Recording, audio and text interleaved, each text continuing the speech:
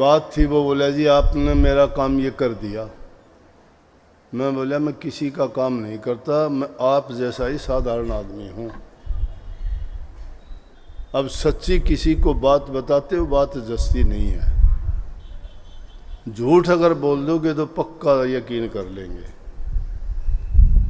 हाँ ये है कि आप में और मेरे में एक फ़र्क है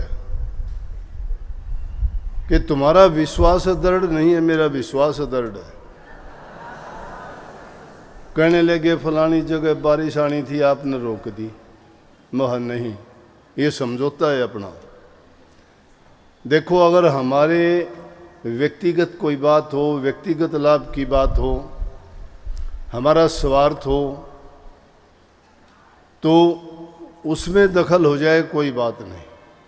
लेकिन जो स्वयं मालिक का काम है, उनकी महिमा गाई जाती है, उनको याद किया जाता है, कितने भक्तों की आस्था, भावना, भाव, उनकी सोच उसके पीछे होती है, तो आप कैसे मान लेते हो कि हमारे काम में दखल देंगे? विश्वास नहीं ना, इसीलिए कंप्लेंट करते हो।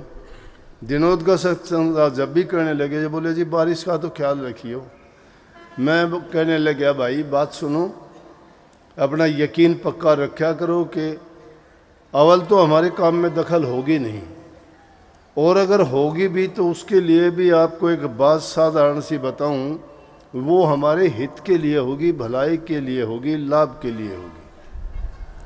ऐसा क्यों है कि परमात्मा के नियम में ऐसी कोई बात नहीं कि वो किसी को अकारण कष्ट देते हों, या किसी से कोई बदला लेते हों, या किसी से कोई रंजिश निकालते हों। उनका मतलब ही नहीं है। इससे पहले कबीर साहब की वाणी गाई थी, वो भी मैंने सुनी थी, मोह को कहाँ ढूंढे रे बंदे मैं तो तेरे पास में। कबीर साहब की वाणी बहुत सुंदर थी, ये भी कबीर साहब की थी, गाफिल कैसे रे। ये चेतावनी भरी वाणी थी। चेतावनी जीव को क्यों जाती है कि हम गाफिल होते हैं। इस और काल और माया के देश में हम गाफिल क्यों हो गए कि ज्यों ज्यों हम बढ़ते चले गए, हमारे ऊपर माया का लियाफ और हमारी जो निज की खुशी, इंद्रिय भोग, उनके आनंद और रस की जितनी ज़रूरत पड़ी उसी में फंसते और उलझते चले गए।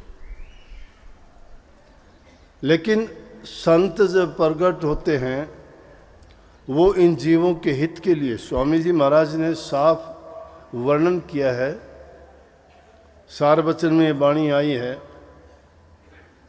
सुरत और शब्द का संवाद है, उस संवाद में कहा है, ये रूह ने शब्द से सवाल किया परमात्मा से कि हमें इस काल देश में क्यों भेजा गया।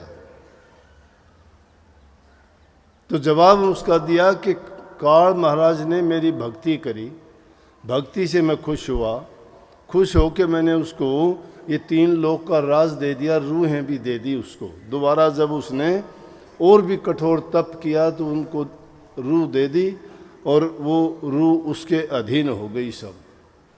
अब काल और माया के देश में आने के बाद में जो नियम काल ने बनाए, माया ने बनाए, उन नियमों का पालन होना शुरू हो गया। हमारी कोई स्वतंत्र इच्छा, हमारा विचार, हमारा कार्य नहीं रहा, हम गुलाम बन के रह गए।